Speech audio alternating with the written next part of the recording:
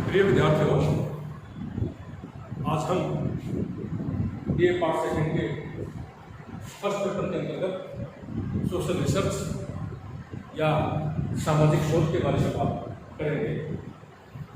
पिछली कक्षा में भी हमने सामाजिक शोध के बारे में बात की है और सामाजिक शोध के अंतर्गत आपको यह बताया गया कि सामाजिक विज्ञानों में जो सामाजिक शोध है, रिसर्च है, वो एक प्रकार से एक साइंटिफिक प्लान है, एक साइंटिफिक मेथड है, एक ऐसी वैज्ञानिक पद्धति या एक ऐसी वैज्ञानिक योजना है जिसके अंतर्गत एक सामाजिक शोधकर्ता अपने शोध विषय से संबंधित या शोध समस्या से संबंधित एक पूरा प्लान या पूरी योजना बनाता है। वैज्ञानिक विधि या वैज्ञानिक योजना, जैसा कि पिछली क्लास में आपको बता रहे थे, श्रीमती यंग ने भी इसको वैज्ञानिक योजना बताया है और मोजर ने भी इसको वैज्ञानिक विधि बताया है। वैज्ञानिक योजना या वैज्ञानिक विधि से तात्पर्य यह है कि सामाजिक विज्ञानों में भी जब शोध किए जाते हैं, रिसर्च किया जाता है, तो अध्ययनकर्ता का यह एक प्रयास रहता है कि वो अपने अध्ययन विषय से संबंधित जो तथ्यों का संकलन करे, वो तथ्यों का संकलन इस प्रकार से करे कि इस प्रकार से अपना अध्ययन करें जिस अध्ययन में क्रमबद्धता हो, व्यवस्थित अध्ययन हो, पक्षपात रहित अध्ययन हो, पूर्वाग्रह रहित अध्ययन हो और वस्तुनिष्ठ अध्ययन हो। क्योंकि ये सारी जो विशेषताएं आपको बताई जा रही है, ये एक वैज्ञानिक विधि की विशेषताएं हैं। उस वक्त भी हम ये बात करेंगे कि विज्ञान कोई विषय नहीं होता है, विज्ञान अध्ययन करने का एक तरीका है, अध्ययन करने की एक विधि है। ऐसी विधि या ऐसा तरीका जिसके अंतर्गत किसी भी घटना का, वो घटना चाहे प्राकृतिक घटना है चाहे सामाजिक घटना है, किसी भी घटना का व्यवस्थित क्रमबद्ध, पक्षपात रहित, पूर्वाग्रह रहित, वस्तुनिष्ठ दृष्टिकोण से जब अध्ययन किया जाता है, तथ्य संकलन किया जाता है, तो इस प्रकार के अध्ययन को वैज्ञानिक अध्ययन कहते हैं। गत कक्षा में हम यह बात कर रहे थे कि सामाजिक घटनाओं की प्रकृति इस प्रकार की नहीं होती, इस प्रकार की प्राकृतिक घटनाएं होती। सामाजिक घटनाओं की प्रकृति परिवर्तनशील होती है, क्योंकि सामाजिक घटनाओं के अंतर्गत अध्ययन करने वाला एक मनुष्य होता है और जिसका अध्ययन किया जाता है, अध्ययन वस्तु जो होती है वो मनुष्य होता है या मनुष्य से संबंधित घटनाएं होती है। तो चूंकि एक मनुष्य में मनुष्यता के या एक मानवीय गुण और अवगुण होते हैं, जिसके कारण वो पूरी तरह से वस्तुनिष्ठ नहीं रह पाता, इसलिए सामाजिक विज्ञानों को विज्ञान तो कह रहे हैं, लोग समाजशास्त्र में विज्ञान तो कहने की बनाने की कोशिश करते हैं, विज्ञान कहते हैं, लेकिन ये उस प्रकार के विज्ञान नहीं है जिस प्रकार के प्राकृतिक विज्ञान है। और इसका एक मात्र कारण है कि सामाजिक विज्ञानों में सामाजिक घटनाओं की प्रकृति परिवर्तनशील होती है, जटिल प्रवृत्ति होती है, घटनाएं बहुत जल्दी बदलती हैं, तो उनका जो री एक्सपेरिमेंट है, उन्हें जो उनके परीक्षा की जानी चाहिए उसमें कठिनाई, इसलिए वहां पर पूरी तरह से पहली बात तो उनकी पुनः परीक्षा करने में कठिनाई आती है। दूसरी बात, पूरी तरह से 100% वस्तुनिष्ठता नहीं आ पाती, क्योंकि मनुष्य के द्वारा अध्ययन किया जा रहा है और मनुष्य का अध्ययन किया जा रहा है। 100% वस्तुनिष्ठता नहीं आ पाती है, उसमें कहीं ना कहीं व्यक्तिनिष्ठता का समावेश हो जाता है और हम उस प्रकार के अध्ययन नहीं कर पाते सामाजिक विज्ञान में जिस प्रकार से प्राकृतिक विज्ञान में करते हैं। इसलिए ये संतुष्टि की जाती है कि ठीक है, ये सामाजिक विज्ञान या जो समाज शास्त्र है उस प्रकार का विज्ञान तो नहीं जिस प्रकार के प्राकृतिक विज्ञान है, यह एक सामाजिक विज्ञान है। और विज्ञान इसलिए है क्योंकि समाज शास्त्र में या सामाजिक विज्ञानों में जिस ढंग से अध्ययन किया जाता है, अध्ययन करने का जो तरीका, जैसे कि आपको पता है, व्यवस्थित, क्रमबद्ध, पक्षपात रहित, पूर्वाग्रह रहित और वस्तुनिष्ठ अध्ययन किया जाता है, तो इस प्रकार का अध्ययन वैज्ञानिक अध्ययन होता है। तो सामाजिक विज्ञानों में भी इस प्रकार का प्रयास किया जाता है, इसलिए सामाजिक विज्ञान तो है, लेकिन उस प्रकार के विज्ञान है जिस प्रकार के प्राकृतिक विज्ञान बल्कि सामाजिक विज्ञान है, तो सामाजिक घटनाओं का वैज्ञानिक दृष्टिकोण से अध्ययन। पिछली क्लास में हम ये सारी बातें कर चुके थे, तो आपको वहां पर बताया था सामाजिक शोध या सोशल रिसर्च का मतलब रिसर्च, पुनः खोज करना। श्रीमती यंग ने इसकी परिभाषा दी, मोजर ने इसकी परिभाषा दी, और इसकी परिभाषा को डिस्कस में भी कह रहे थे कि सामाजिक शोध या सोशल रिसर्च से मतलब है एक ऐसी वैज्ञानिक विधि या एक सामाजिक शोध या सोशल रिसर्च एक ऐसी वैज्ञानिक विधि है या एक ऐसी वैज्ञानिक योजना है जिसके अंतर्गत नवीन तथ्यों की खोज की जाती है या पुराने तथ्यों की या जिन तथ्यों की खोज हो चुकी है उनकी पुनः परीक्षा की जाती है। नवीन तथ्यों की खोज करना या जो तथ्य खोजे जा चुके हैं, जो तथ्य पुराने हो चुके चुके हैं उनकी पुनः परीक्षा करना, साथ ही साथ उन तथ्यों में अनुक्रम देखना, उन तथ्यों में अंतर संबंध देखना, उन तथ्यों में व्यवस्थितता देखना, उन तथ्यों में ये सारी चीजें देखने के साथ साथ जो उसमें अंतर संबंध है उनकी कारण से व्याख्या की जाती है, उनके नियमों का विश्लेषण किया जाता है और तत्पश्चात अपने अध्ययन का निरूपण प्रतिपादित किया जाता है। तो सामाजिक शोध का मतलब नए तथ्यों की खोज करना या जो तथ्य खोजे जा चुके हैं उनकी पुनः परीक्षा करना, साथ ही सहित उनमें अंतर्निहित कारणों को देखना, उनके कारण सहित व्याख्या करना, अंतर संबंधों को परिभाषित करना और उनका निरूपण करना, यानी कि अपने अध्ययन को संपन्न करना। इस प्रकार की जो वैज्ञानिक विधि या वैज्ञानिक योजना है उसको हम लोग सामाजिक शोध कहते हैं। ये सारी बातें हम लोग पिछली क्लास में कर चुके हैं। आज हम लोग सामाजिक शोध की विशेषताओं और सामाजिक शोध के उद्देश्यों के बारे में बात करेंगे। सामाजिक शोध की जहाँ तक विशेषता का बात है, विशिष्टता की बात है, तो सामाजिक शोध जो है उसकी विशेषताओं का जिक्र अनेक विद्वानों ने किया है। सर्वप्रथम हम लोग क्रमशः उनकी विशेषताओं को देखने का कोशिश करेंगे। सामाजिक शोध की विशेषता है, सामाजिक शोध या जो सोशल रिसर्च है वो सामाजिक जीवन से संबंधित है, क्योंकि हम आपको स्पष्ट कर चुके हैं जो समाजशास्त्र है, जो सामाजिक विज्ञान है, उस समाजशास्त्र या सामाजिक विज्ञानों में जो सामाजिक शोध या सोशल रिसर्च किए जाते हैं वो किसका अध्ययन किया जाता है? हमने आपको बताया कि व्यक्तियों का अध्ययन किया जाता है या व्यक्तियों से संबंधित घटनाओं का अध्ययन किया जाता है। व्यक्तियों से मिलकर समाज का निर्माण, सामाजिक जीवन बनता है। तो जो सामाजिक शोध है, सोशल रिसर्च है, वो सामाजिक जीवन से संबंधित है, क्योंकि वो समाज में रहने वाले लोगों का अध्ययन करता है, समाज में रहने वाले लोगों के जीवन का अध्ययन करता है, उनके दैनिक जीवनचर्या का अध्ययन करता है, उनके व्यवसाय का अध्ययन करता है, उनकी संस्कृति का अध्ययन करता है, उनके अंतर संबंधों का अध्ययन करता है, सामाजिक संबंधों का अध्ययन करता है, तमाम प्रकार की सामाजिक संस्थाएं उनका अध्ययन करता है। तो क्योंकि सामाजिक घटनाओं का अध्ययन कर रहा है, सामाजिक जीवन का अध्ययन कर रहा है, इसलिए सामाजिक शोध की जो सबसे महत्वपूर्ण विशेषता है सामाजिक जीवन सामाजिक शोध सामाजिक जीवन से संबंधित है। दूसरी इसकी विशेषता है कि सामाजिक शोध में तथ्यों के परस्पर संबंधों का स्पष्टीकरण किया जाता है। जैसे कि अभी हम बात करें PBM की और मोजर की, उन्होंने वैज्ञानिक विधि बताने के साथ साथ कहा कि नए तथ्यों, जैसे कि मोजर कहते हैं कि मोजर ने कहा कि एक ऐसी विधि है, एक ऐसा प्लान है, एक ऐसा मेथड है जिसके अंतर्गत नवीन तथ्यों की खोज की जाती है या समाज में सामाजिक घटनाओं का और सामाजिक समस्याओं का सामाजिक घटनाओं और सामाजिक समस्याओं का अध्ययन करने का एक ऐसा व्यवस्थित तरीका है जिसके अंतर्गत सामाजिक घटनाओं का एक विशेष ढंग से उनका इन्वेस्टिगेशन किया जाता है, उनका अन्वेषण किया जाता है। वहाँ पर मोजर ने कहा था कि सामाजिक घटनाओं और समस्याओं के संबंध में नवीन ज्ञान की प्राप्ति के लिए किए गए व्यवस्थित अनुसंधान को, इन्वेस्टिगेशन को हम सामाजिक शोध करते हैं। यानी कि समाज में जो घटनाएं विद्यमान है, समाज में जो समस्याएं विद्यमान है, उन सामाजिक समस्याओं और घटनाओं का व्यवस्थित ढंग से जब हम लोग इन्वेस्टिगेशन करते हैं, उनकी खोजबीन करते हैं, तो उसको सामाजिक शोध कहा जाता है। तथ्यों के परस्पर संबंधों का स्पष्टीकरण, साथ ही साथ इन विद्वानों ने कहा था, मोजर ने और श्रीमती ने, कि ना सिर्फ नवीन तथ्यों की खोज की जाती है और पुराने तथ्यों की परीक्षा की जाती है, बल्कि उन तथ्यों में आपस में क्या संबंध है, कोई घटना किस कारण से घटित होती है, कार्य कारण संबंधों की खोज की जाती है। उन घटनाओं में जो अंतर संबंध है उनकी व्याख्या की जाती है, न सिर्फ व्याख्या की जाती है बल्कि उनकी कारण से व्याख्या की जाती है। इसलिए इसकी जो विशेषता यहाँ पर उभर कर आती है कि तथ्यों के परस्पर संबंधों का स्पष्टीकरण किया जाता है। और स्पष्टीकरण कब होगा? जब तथ्यों का संकलन हो जाएगा, उनका वर्गीकरण हो जाएगा, विश्लेषण हो जाएगा, तत्पश्चात उन तथ्यों का स्पष्टीकरण या उनका निरूपण किया जाता है। तो सामाजिक शोध की दूसरी विशेषता तथ्यों के परस्पर संबंधों का स्पष्टीकरण। तीसरी विशेषता बताई गई है सामाजिक शोध की सामाजिक घटनाओं का नियंत्रण। सामाजिक शोध की जो विशेषता है उसकी विशेषता ये है कि सामाजिक शोध के माध्यम से सामाजिक घटनाओं को नियंत्रित किया जा सकता है। आगे हम जब इसका उद्देश्य देखेंगे तो इसके दो प्रकार के उद्देश्य कराएंगे। तो सैद्धांतिक उद्देश्य होता है सामाजिक शोध का, एक वैज्ञानिक उद्देश्य होता है। तो उसका तात्पर्य है कि सामाजिक शोध किए क्यों जाते हैं।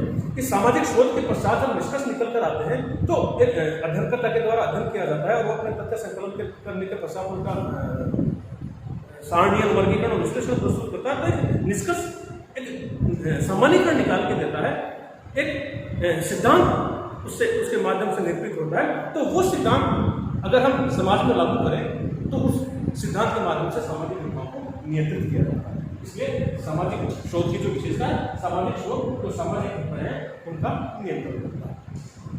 नेक्स्ट इसकी विशेषता है, सामाजिक शोध जो है वो अनुसंधान की पद्धतियों को ढूंढता है। जब हम लोग हाइपोथेसिस की बात कर रहे थे, वहाँ पर हमने आपको बताने की कोशिश की थी कि उपकल्पना, प्राकल्पना या हाइपोथेसिस जिसको हम लोग कह रहे हैं कि हाइपोथेसिस का सबसे महत्वपूर्ण स्रोत क्या हो सकता है। वह हमने कहा था कि हाइपोथेसिस का सबसे इम्पोर्टेंट जो सोर्स है वो अध्ययनकर्ता स्वयं होता है। लेकिन देखा जाएगा कि अध्ययनकर्ता कितना अनुभवी है, कितना ऊर्जावान है, किस प्रकार वो अपने अध्ययन में क्रमबद्धता ला पाता है, अपने अध्ययन में पूर्वाग्रह रहित होकर वो अध्ययन कर सकता है, कितनी अधिक वो अपने अध्ययन में वस्तुनिष्ठता ला सकता है, ये सारी चीजें लिखी जाती है।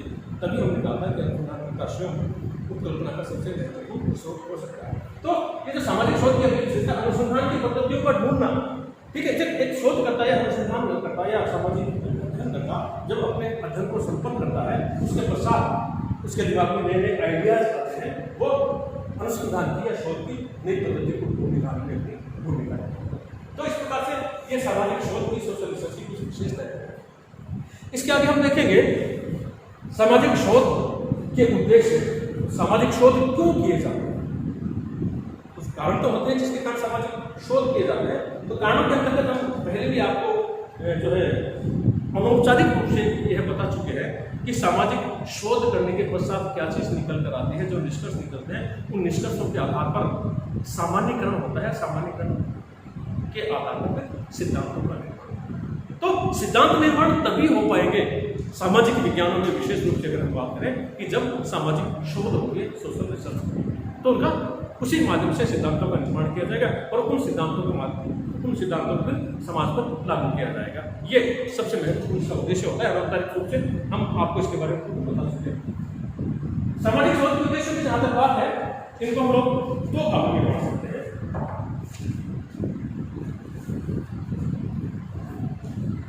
एक सैद्धांतिक उद्देश्य और दूसरा व्यावहारिक उद्देश्य। व्यावहारिक उद्देश्य का मतलब दैनिक जीवन में या सामाजिक जीवन में उस सिद्धांत को क्या उपयोगिता हो सकती है और उसकी क्या उपयोगिता हो सकती है, और सैद्धांतिक का मतलब किस प्रकार से सिद्धांतों का निर्माण हो सकता है, जैसा कि अभी हमने आपको बताया। तो इसके उद्देश्य की जहां तक बात करें, सामाजिक शोध के उद्देश्य को दो भागों में बांटा जा सकता है। पहला सैद्धांतिक उद्देश्य और दूसरा व्यावहारिक उद्देश्य। सैद्धांतिक उद्देश्य से तात्पर्य है कि इसकी सैद्धांतिक उपयोगिता क्या है, हम यहाँ पर उसको अलग अलग बिंदुओं की माध्यम से बताने का आपको प्रयास करेंगे। सैद्धांतिक उद्देश्य की जो उपयोगिता है, सामाजिक शोध का सैद्धांतिक उद्देश्य सामाजिक जीवन, घटनाओं, नए तथ्यों या समस्याओं के विषय में ज्ञान प्राप्त करता है। क्या है सामाजिक शोध? सैद्धांतिक उद्देश्य सामाजिक जीवन, घटनाओं, नए तथ्यों या समस्याओं के विषय में ज्ञान प्राप्त करें। समाज में इस प्रकार की घटनाएं घटित हो रही हैं या क्या समस्याएं विद्यमान है, इनके बारे में जो जानकारी प्राप्त होती है वो सामाजिक शोध का सैद्धांतिक उद्देश्य है।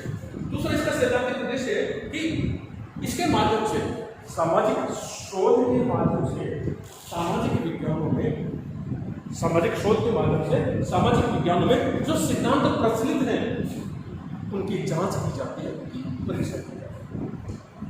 ठीक है। जो पहली बात तो सामाजिक शोध ये इसलिए जाते हैं ताकि उनसे कुछ सिद्धांत निर्माण हो सके। लेकिन जब रिसर्च की लोग परिभाषा करते शोध करता था कि नवीन तथ्यों की खोज करना या जो तथ्य खोजे जा चुके हैं उनकी पुनः परीक्षा करना सामाजिक शोध है। तो जो पुराने तथ्य हैं उनकी पुनः परीक्षा करना, उससे तात्पर्य यही है कि जो सिद्धांत प्रचलन में है वो सिद्धांत आज की स्थिति में, वर्तमान संदर्भ में समाज पर कहां तक लागू होते हैं उनकी जांच की जाती है, उनकी परीक्षा की जाती है। ये सामाजिक शोध का दूसरा सैद्धांतिक उद्देश्य है।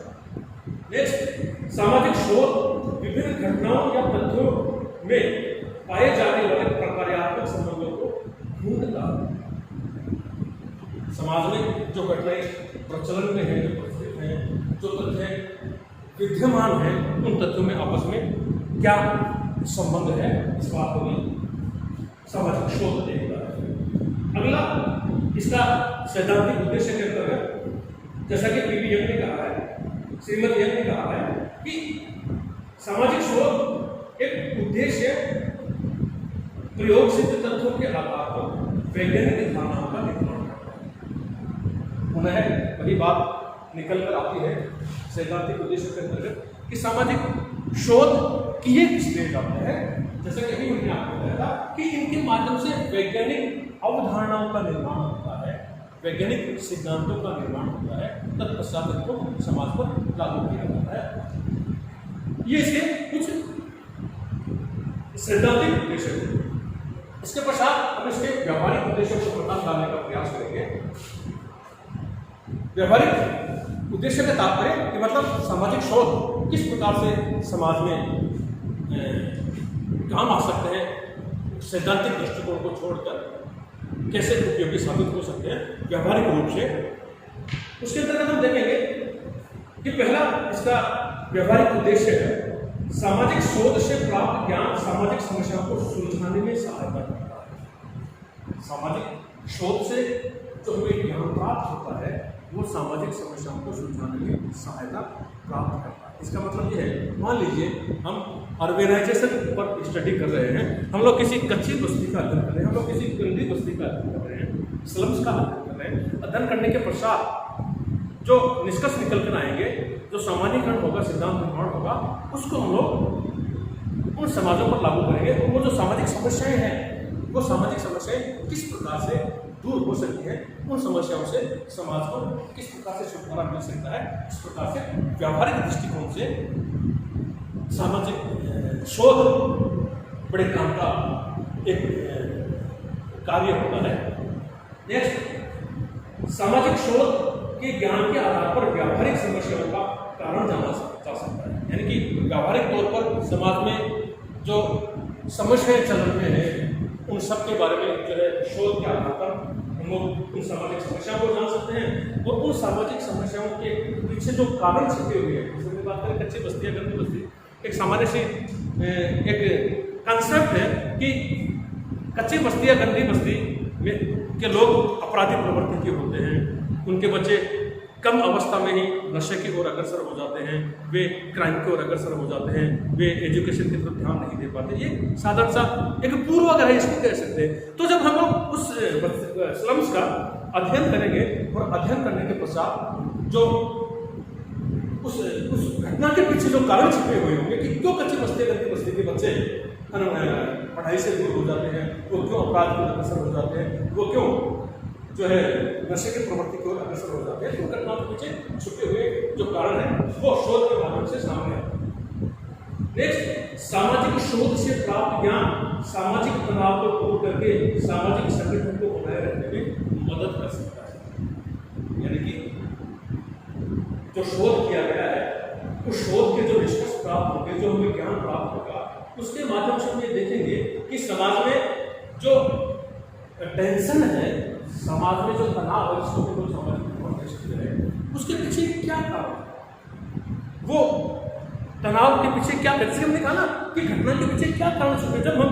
जब हमें किसी घटना के पीछे छिपे हुए कारणों का पता लग जाएगा तो उन कारणों को हम लोग दूर करने की कोशिश करेंगे और समाज का संगठन बनाए रखने की कोशिश कर सकते हैं। तो सामाजिक तनाव के कारणों का पता लगाना और उनके माध्यम से फिर सामाजिक संगठन को बचाए रखने में सामाजिक शोध अपनी बड़ी महत्वपूर्ण भूमिका निभाता है। अगला इसका व्यावहारिक उद्देश्य है सामाजिक शोध से प्राप्त ज्ञान सामाजिक योजनाओं को बनाने में मदद कर सकता है। ये जितने भी रूरल डेवलपमेंट के जो प्रोग्राम आते हैं, ग्रामीण विकास के जो कार्यक्रम है, महिलाओं की साक्षरता से संबंधित जो कार्यक्रम है, महिला स्वास्थ्य से संबंधित जो कार्यक्रम है, इनके बारे में जब इनका अध्ययन किया जाएगा और इन अध्ययन के पीछे जब ये जो घटनाएं हैं इनके पीछे जो छिपे हुए कारणों का हमको पता लग जाएगा तो उन कारणों को हम लोग दूर करने की कोशिश करेंगे और एक नया विकास का एक नया सुझाव दे सकते हैं। जैसे हमने कहा, जैसे अनेक प्रकार के जैसे पंचवर्षीय योजनाएं हैं, सामुदायिक विकास कार्यक्रम है, इंटीग्रेटेड रूरल डेवलपमेंट प्रोग्राम है, ठीक है, महिला स्वास्थ्य को लेकर स्वास्थ्य विभाग के द्वारा राज्य सरकार और केंद्र सरकार के द्वारा अनेक कार्यक्रम चलाए जाते हैं, महिला शिक्षा के लिए अनेक प्रकार के कार्यक्रम चलाए जाते हैं, प्रौढ़ शिक्षा के लिए अनेक प्रकार के कार्यक्रम चलाए जाते हैं। ये तभी कार्यक्रम निकल कर आते हैं, ये एक सामाजिक शोध के निष्कर्ष के परिणाम स्वरूप ही जब सुझाव निकल कर आते हैं, राज्य सरकार को या प्रतिवेदन प्रस्तुत किया जाता है या किसी एनजीओ को प्रतिवेदन प्रस्तुत किया जाता है या और किसी संगठन को, संस्था को अध्ययन का जब निष्कर्ष प्रस्तुत किया जाता है और रखा जाता है साहब ये घटना घटित और इसके पीछे इस प्रकार के कारण छिपे हैं। तो सरकार के द्वारा, किसी संगठन के द्वारा, एनजीओ के द्वारा अनेक प्रकार के प्लान लाए जाते हैं कि साहब इन कमियों को दूर कर दे तो महिला स्वास्थ्य में सुधार लाया जा सकता है, महिला शिक्षा की दर में सुधार लाया जा सकता है, कच्ची बस्ती में क्राइम इस ढंग से रुक सकते हैं। तो ये किसके परिणाम है, ये किसके सुझाव है? ये एक सामाजिक शोधकर्ता के सामाजिक शोध के परिणाम स्वरूप जो निष्कर्ष निकल कर आए, उन निष्कर्षों के परिणाम स्वरूप जो सुझाव प्रस्तुत किए जाते हैं, उनके माध्यम से फिर अनेक विकास कार्यक्रम विभिन्न संगठनों, सरकारों के माध्यम से लाए जाते हैं। अगला और इसका अंतिम व्यवहारिक उद्देश्य है सामाजिक सोच से प्राप्त ज्ञान सामाजिक नियंत्रण में सहायक सिद्ध हो सकता है। हमने देखा था इसकी विशेषता सामाजिक घटनाओं का नियंत्रण, यहाँ उद्देश्यों के अंतर्गत, व्यवहारिक उद्देश्य के अंतर्गत हम लोग उद्देश्य देखिए सामाजिक नियंत्रण में सहायक सिद्ध हो सकता है। सामाजिक नियंत्रण में सहायक सिद्ध होने का तात्पर्य है सामाजिक घटनाओं में जो असामाजिक घटनाएं, जिसको लोग सामाजिक समस्या भी कह सकते हैं, जो व्याधिकीय तत्व है इमैनुअल के अनुसार, इमैनुअल ने बताया कि ये तो सामान्य तथ्य होते हैं और एक व्याधिकीय तथ्य होते हैं। व्याधिकीय तथ्य का मतलब इस प्रकार के तथ्य जो समाज में विघटन पैदा करते हैं, डिसफंक्शनल जिसको हम लोग कह सकते हैं। तो वो जो व्याधिकीय तथ्य हैं समाज में, जो विघटन पैदा करते हैं, समाज का जो टुकड़े करते हैं, उनको उन कारणों का सामाजिक सोच से प्राप्त ज्ञान, उसके माध्यम से सामाजिक नियंत्रण में सहायक सिद्ध हो सकता है। क्योंकि जब हमको पता लग जाएगा कि इस कारण से इस समाज में विघटन पैदा हो रहा है, व्यक्तिगत विघटन हो रहा है, पारिवारिक विघटन हो रहा है या सामाजिक विघटन हो रहा है, या व्यक्ति या कुछ व्यक्ति असामाजिक कार्यों की ओर अग्रसर हो रहे हैं, तो उनको सामाजिक शोध के माध्यम से उनको रोका जा सकता है। तो ये सामाजिक शोध के अंतर्गत सामाजिक शोध की विशेषताओं और सामाजिक शोध के उद्देश्यों के बारे में हमने चर्चा की। आगे नेक्स्ट क्लास में हम लोग सामाजिक शोध के स्कोप के बारे में बात करेंगे, सामाजिक शोध के इंपोर्टेंस के बारे में बात करेंगे, सामाजिक शोध की जो है प्रकृति या नेचर ऑफ सोशल रिसर्च, उसके बारे में बात करेंगे। आज के लिए इतना ही काफी है। Thank you very much.